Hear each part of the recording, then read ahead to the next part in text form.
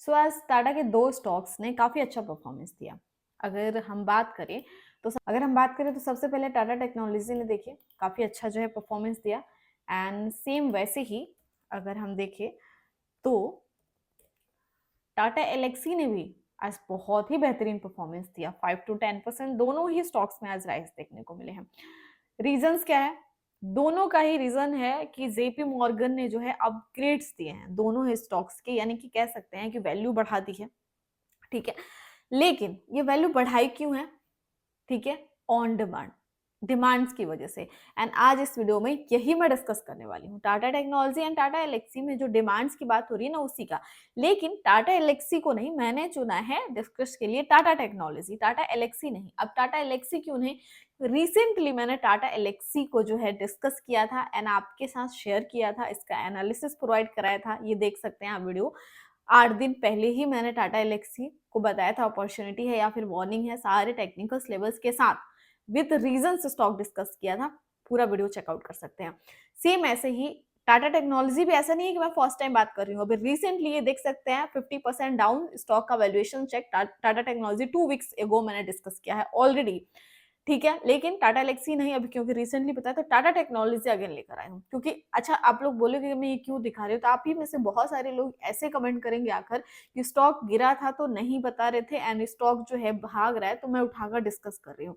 इसीलिए बता रही हूँ कि ऐसा बिल्कुल नहीं होता, आप लोग देखते नहीं हो, ऑलरेडी स्टॉक्स डिस्कस होते हैं।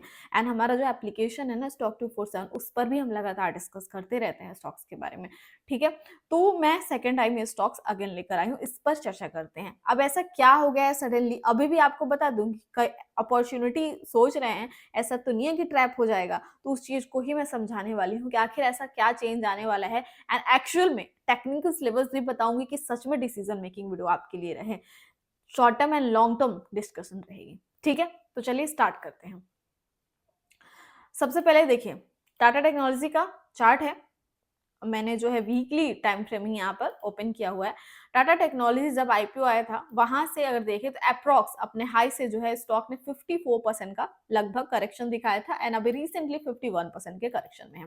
ठीक है, टेक्निकल चार्ट्स में थोड़ा सा एंड में डिस्कस करती हूँ। सबसे पहले हम आ जाते हैं आखिर चल के आ रहा है टाटा टेक्नोलॉजी में एंड प्रॉब्लम क्यों हो रही है। ठीक है, तो चलिए यहाँ पर मैं कुछ डिटेल्स जो है मैंने निकाले हैं, इकट्ठा किया, मैं यहीं पर देखकर बताती हूँ, आप स्क्रीनशॉट लेकर खुद भी पढ़ सकते हो।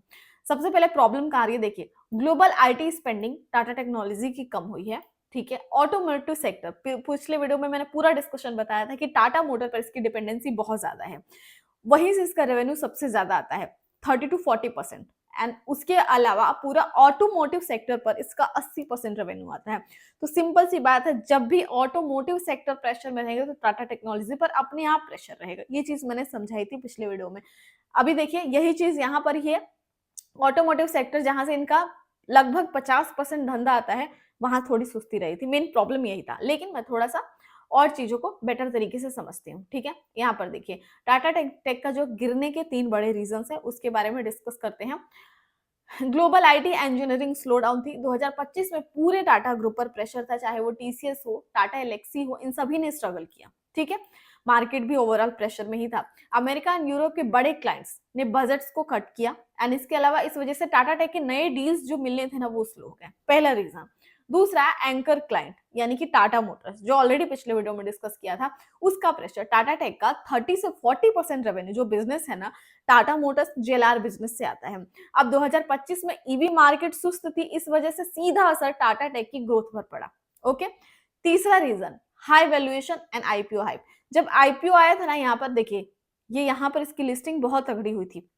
ओके, तो वहां पर जब आईपीओ आया था तो उस टाइम इसका पी 70 to 80 था एंड 70 to 80 पी यानी कि फ्यूचर के हिसाब से ना उम्मीद ज्यादा थी, इस वजह से हायर वैल्यूएशन पर उसकी लिस्टिंग हो गई। लेकिन ग्रोथ वैसी नहीं थी, वो जस्टिफाई नहीं करता था, इस वजह से हाई वैल्यूएशन की वजह से स्टॉक से प्रॉफिट बुकिंग हो गई एंड जब तक ये अपने वैल्यूएशन में नहीं आती तब तक वो गिरता रहता एंड स्टॉक वहां तक गिरा जहां तक फेयरली अंडर वैल्यूएशन जोन में वो शो नहीं हुआ।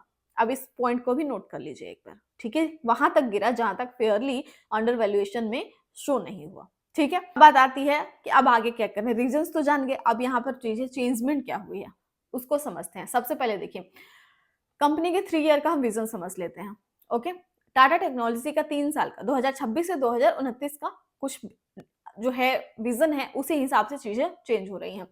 बिजनेस का असली मोटो क्या है? टाटा टेक्नोलॉजी सिर्फ आईटी कंपनी तो नहीं है, ये company engineering research and development power house है। ओके, अब ग्लोबल ER&D मार्केट में देखिए 2029 तक अब चीजें यहीं पर चेंज होने वाली है। आप देखो 2026 चल रहा है ना, 2026 से ही टाटा टेक्नोलॉजी का टाइम, बोलते हैं ना कि अपना टाइम आएगा, वैसे ही टाटा टेक्नोलॉजी का टाइम आ चुका है 2026 से 29 वाला। ठीक है, वही चीज है जो जितना फेस करना था टाटा टेक्नोलॉजी कर चुकी है। अब देखिए 2019 तक ये जो मार्केट है ना engineering and research and development का, ये 1.5 ट्रिलियन डॉलर तक हो जाएगा।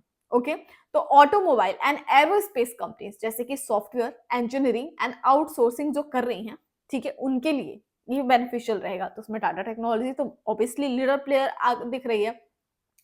वर्टिकल एक्सपेंशन की बात करें तो अभी देखिए 80% बिजनेस जो है ऑटोमोटिव से है, एंड अगले 3 सालों में ये कंपनी एरोस्पेस बिजनेस में एंट्री कर जाएगी, जिसमें एयरबस एंड बोइंग के लिए एंड इंडस्ट्रियल हैवी मशीनरीज में।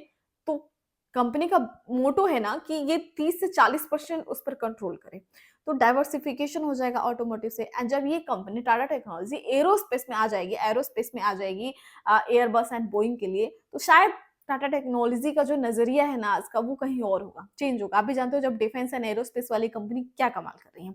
ये इसका विजन है। अब आते हैं इसी चीज पर, जो डिमांड की बात हुई ना, जेपी मॉर्गन ने किस वजह से अपग्रेड दिया है इसको, जिस वजह से प्राइसेस में रैली है, क्योंकि डिमांड्स की बात हो रही है। तो अब डिमांड्स कहां से आ रही है? इन्हीं व्यू की वजह से, इन्हीं फ्यूचर बेसिस पे ये डिमांड आई है।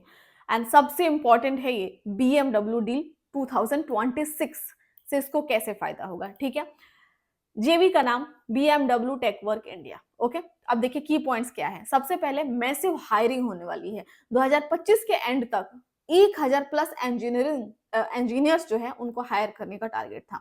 अब 2026 में जो टीम है वो 4 डिजिट यानी कि हजारों में हो जाएगी। चीजों को थोड़ा समझेंगे तो टाटा टेक्नोलॉजी से बेटर डिसीजन ले पाएंगे, शॉर्ट टर्म भी लॉन्ग टर्म भी।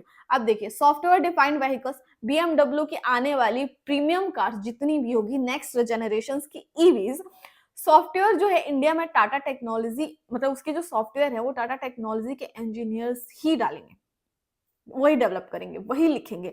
चाहे वो AI हो, ऑटोमेटेड ड्राइविंग हो, इंफोटेनमेंट, ये सब शामिल होगा। ठीक है, इसी वजह से इन इंजीनियरिंग की इंजीनियर्स जो है ना उनकी हायरिंग हो रही है, ये हजारों में ये ऑलरेडी हायरिंग हो रही है, हो चुकी भी है आई थिंक। ठीक है, अब यहाँ पर देखिए इससे क्या होगा, डायरेक्ट प्रॉफिट मिलेगा टाटा टेक्नोलॉजी को 2026 से। अब देखिए 2026 चल रहा है ना, 2026 से 29 का ही टाइम पीरियड है, यानी कि अब इसको ये मिलना चालू हो जाएगा, क्योंकि 2025 एंड तक वो चीजें क्लियर हो रही हैं। अब देखिए 2026 से जेवी का डायरेक्ट प्रॉफिट शेयर होगा। उसके बाद Q1 फाइनेंशियल ईयर 26 में 4.8 करोड़ प्रॉफिट शेयर। उसके बाद हर क्वार्टर में उम्मीद है कि 20 से 30% ग्रोथ चांसेस है आने के। अब सोचिए जब ऐसा कुछ होगा तो क्या टाटा टेक्नोलॉजी की वैल्यूएशंस जो थी आपको महंगी लगेगी या फिर ये यही रहेगा? एक बार सोच कर देखिए। दूसरा एंड हाँ, वीडियो अगर नॉलेजफुल लग रही हो ना, क्योंकि मैं बहुत बेहतर तरीके से बारीक से बारीक चीजें ढूंढ कर, सारे पॉइंट को, सारे तार को जोड़कर मैं आपके लिए एक बेहतर कंटेंट देने की कोशिश करती हूँ। बेहतर डिस्कशन, बेहतर स्टॉक्स की जितनी हो सकती है नॉलेज में देने की कोशिश करती हूँ। क्या रिस्क है, क्या फ्यूचर है, ताकि आप अपना डिसीजन ले सके। तो बस यही एक छोटी सी रिक्वेस्ट है कि वीडियो को लाइक करें, शेयर करें। मैं चाहती हूँ कि इस वीडियो पर कम से कम 1000 लाइक हो, ताकि यूट्यूब थोड़ा प्रमोशन हमें भी दे। ओके, अब देखिए BMW का ग्लोबल IT हब सिर्फ गाड़ियां में ही नहीं है, वो BMW की जो ग्लोबल प्रोडक्शन एंड सेल का डिजिटल काम है उसमें भी टाटा टेक्नोलॉजी हैंडल करेगा। एंड इसके साथ ही इससे क्लाइंट कॉन्सेंट्रेशन जो रिस्क है ना वो कम हो जाएगा, अभी जैसे कि बजट कट किए क्लाइंट्स ने। तो ये सारी चीजें टाटा टेक्नोलॉजी को काफी बेहतर बना रही है। अब देखिए 2026 से क्या चेंज आने वाला है। अब ध्यान क्या देना है, एक इंपॉर्टेंट डेट है जिसके बारे में पता होना चाहिए आपको, 16 जनवरी 2026। ठीक है, इस दिन टाटा टेक्नोलॉजी का Q3 रिजल्ट आने वाला है। एंड मार्केट को उम्मीद है, अब देखिए जो डिमांड वाली बात हुई ना, इसी वजह से हुई है कि जितने भी काम हुए हैं ना उसमें ये परफॉर्मेंस इसका बेटर आ सकता है, कंपनी के मार्जिन पहले से बेटर हो सकते हैं, यानी कि प्रॉफिट बेटर आ सकते हैं। इसी उम्मीद से जेपी मॉर्गन ने अपग्रेड कर दिया है इसको, बिकॉज ऑफ डिमांड जो मैंने फ्यूचर वाली बातें बताई उस वजह से। एंड इस वजह से स्टॉक पॉजिटिव एक्सपेक्टेशंस दे रहा है रिजल्ट से पहले। ठीक है, तो अगर रिजल्ट्स अच्छे आए एंड तो यहाँ से ट्रेंड रिवर्स हो सकता है एंड टाटा टेक्नोलॉजी कुछ और ही शायद आपको दिखाए।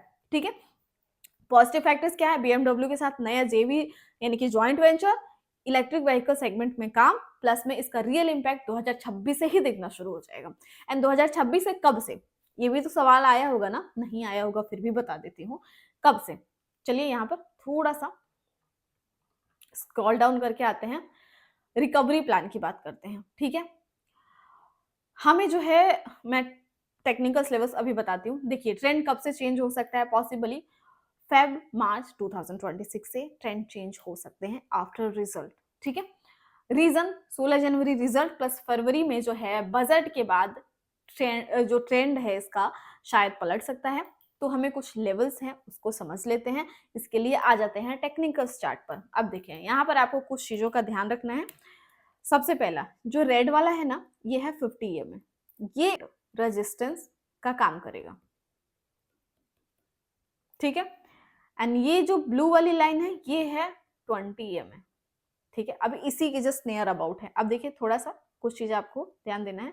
जो 20 EMA है वो है ये, इसी के नियर अबाउट अगर इसको सस्टेन करके पोटेंशियली अपना जो है अप मूव अगर दिखाती है तो 50 EMA यहाँ पर जो है ज्यादा हमें ध्यान देना है। एंड ये लेवल में भी हो सकता है ये, तो ध्यान रहे ये चीजें शॉर्ट टर्म हो सकती हैं। इसके बाद हो सकता है कि टाटा टेक्नोलॉजी कमाल करे। अब कुछ लोग यहाँ पर कंफ्यूज होगी कि मैं ऐसी क्यों बात करती हूँ, मैं लेवल्स क्यों नहीं मैं डायरेक्टली सारी चीजें बताती हूँ। तो आप ही जानते हो कि यूट्यूब के कुछ रूल रेगुलेशंस है, लेकिन हाँ हमारा जो स्टॉक 247 एप्लीकेशन है वहां पर हम चीजें कहीं बेहतर तरीके से टेक्निकल एनालिसिस करते हैं, तो एप्लीकेशन विजिट कर लीजिएगा आप लोग, ठीक है। तो अभी इस यहाँ अगर सस्टेन हुआ तो नेक्स्ट मे बी 50 EMA का व्यू हमें देखने को मिलेगा। एंड 50 EMA का अगर ब्रेकआउट होता है, मे बी अगर पोटेंशियली इतनी दिखाती है वॉल्यूम्स के साथ, ध्यान रहे वॉल्यूम्स के साथ, तो टाटा टेक्नोलॉजी का ट्रेंड चेंज हो सकता है। एंड इन फेब टू मार्च ये ट्रेंड में भी चेंज देखने को मिले। एंड जब ट्रेंड बदलते हैं तो आप मुझे कमेंट करके बताइए कि क्या होता है, तो फिर ये शायद पुराने लेवल्स भी कम पड़ जाएं, ठीक है। खैर कोई भी मेरी तरीके से बाइंग सेलिंग रिकमेंडेशन नहीं है, वीडियो सिर्फ एजुकेशनल पर्पज से बनाई गई है। उम्मीद करूंगी कि आज का ये वीडियो आपके लिए नॉलेजफुल रहेगा, हेल्पफुल रहेगा। छोटी सी रिक्वेस्ट, ज्यादा से ज्यादा कमेंट करें कैसा लगा, क्या चेंज करना चाहिए मुझे, एंड नेक्स्ट वीडियो किस टॉपिक पर चाहिए, किस स्टॉक पर चाहिए, पूरा तार जोड़कर, उसका नहीं बोलते हैं एक वर्ड है कच्चा चिट्ठा, सब आपके सामने लेकर आऊंगी। तो बस ज्यादा से ज्यादा कमेंट एंड ज्यादा से ज्यादा लाइक। इस वीडियो पर 1000 लाइक तो होनी चाहिए। एंड जिस स्टॉक पर सबसे ज्यादा कमेंट होंगे ना, मैं उस पर पूरा डिस्कशन लेकर आऊंगी एंड आपको दिखा करके इस पर जो है इतने कमेंट्स आए थे तो वही स्टॉक मैंने डिस्कस किया है। तो आप पूरा यहाँ तक देख लिया तो लाइक शेयर कमेंट करना ना भूलें। मिलते हैं नेक्स्ट वीडियो में। Thanks for watching.